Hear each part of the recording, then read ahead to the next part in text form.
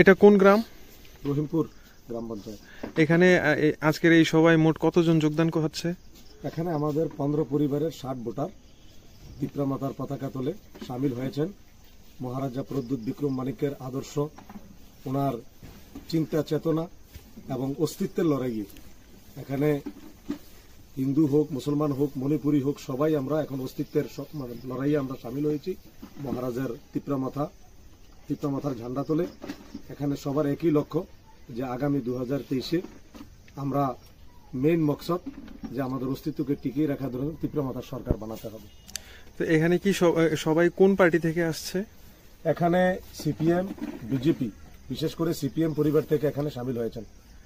আচ্ছা, শুনেছি এখানে বিজেপি থেকে কোনো রানিং মেম্বার এখানে এসছে? বিজেপি থেকে রানিং মেম্বারও আছেন আমাদের এখানে। আপনার নাম কি? আবুল কাসেম। আপনি কি বর্তমান রানিং বিজেপির মেম্বার? হ্যাঁ। আপনি কেন ছাড়লেন বিজেপি? বিজেপির কার্যকলাপ ভালো না।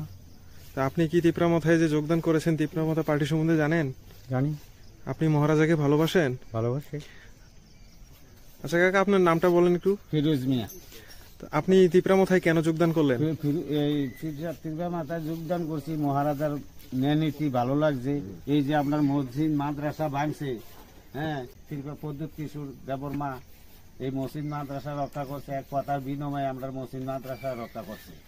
তাহলে আমরা এটাই ভালোবাসি, আদর্শ ভালোবাসি, এর লাগে আমরা তিপ্রামথার যোগ দিচ্ছি। আগে কোন পার্টি করতেন? আগে তো বিজেপি করতাম, এরপরে সাইডা দিছি, দল করছি না, কোনোদিন বইয়ে দিছি। কাকা আপনার নাম কি? আমার নাম নুরুল ইসলাম। আপনি আগে কোন পার্টি করতেন? আমি আগে তৃণমূল করতাম।